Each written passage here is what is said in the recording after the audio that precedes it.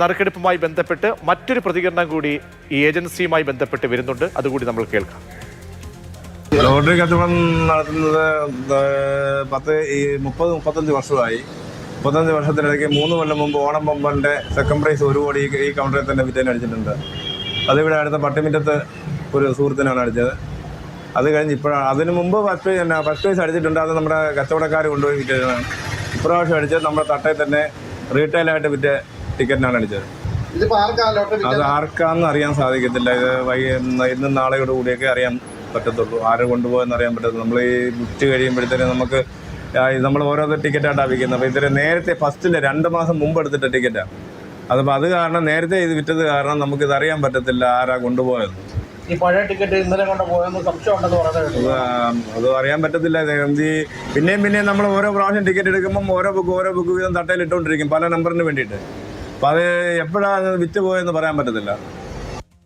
അപ്പോൾ അടിച്ചവർ ഭാഗ്യവാന്മാർ, അടിക്കാത്തവർ വിഷമിക്കേണ്ടതില്ല. ഇനിയും ഒരുപാട് നറുക്കെടുപ്പുകൾ ബമ്പർ രൂപത്തിൽ നിങ്ങളുടെ മുന്നിലേക്കുണ്ട്. പിന്നെ ദൈനംദിന നറുക്കെടുപ്പുകളുമുണ്ട്. അപ്പോൾ പരീക്ഷണം തുടർന്നുകൊണ്ടേയിരിക്കുക.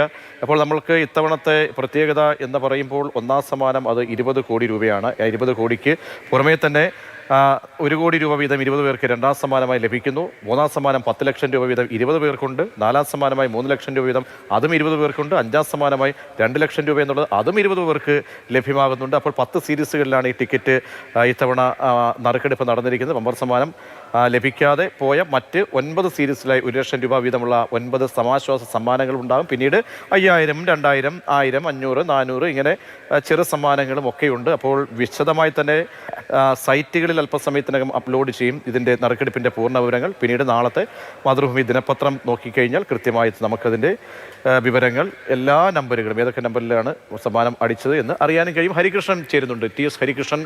അപ്പോൾ ഒരു ബമ്പറിൻ്റെ ഒരു ആകാംക്ഷയും ആവേശവും ഒക്കെ തന്നെ കണ്ട ഒരു നറുക്കെടുപ്പ് കൂടിയാണ്.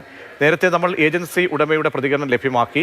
സാധാരണ എല്ലാ തവണയും നമ്മൾ കാണുന്നത് പോലെ തന്നെ ഏജൻസിയുമായി ബന്ധപ്പെട്ട് ചില കാര്യങ്ങൾ അവർക്ക് പൂർണ്ണമായും പറയാൻ കഴിയില്ല. അതുകൊണ്ട് വലിയ ആകാംക്ഷ ഇപ്പോഴും നിൽക്കുകയാണല്ലേ?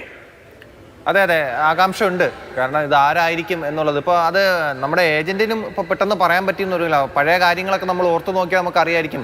ആരെങ്കിലും ഈ സമ്മാനം കിട്ടിയെന്ന് അറിഞ്ഞ് വരികയാണെങ്കിൽ പിന്നെ അവർ നേരിടുന്ന ബുദ്ധിമുട്ടുകളൊക്കെ പലരും വന്ന് മാധ്യമങ്ങളോടും സമൂഹ മാധ്യമങ്ങളിലൊക്കെ വലിയ രീതിയിൽ പ്രതികരിക്കുന്നതൊക്കെ നമ്മൾ മുമ്പ് കണ്ടതാണ്.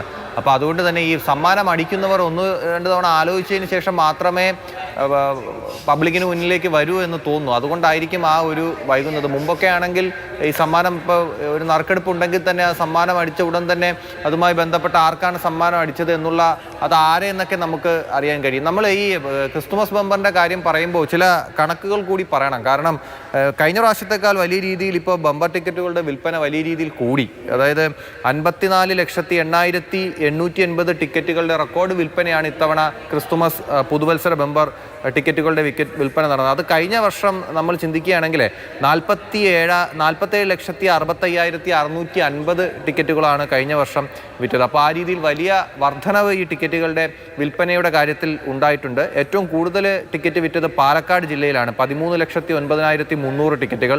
2ാം സ്ഥാനത്ത് തൃശ്ശൂരാണ് 5,91,100 ടിക്കറ്റുകൾ. 3ാം സ്ഥാനത്ത് തിരുവനന്തപുരം 5,55,920 ടിക്കറ്റുകൾ. അങ്ങനെ ടിക്കറ്റ് വിൽപ്പനയും തകൃതിയായി തന്നെ ഇത്തവണ നടന്നു എന്നുള്ളത് കൂടി ഈ ഒരു അവസരത്തിൽ പറയേണ്ടതാണ്.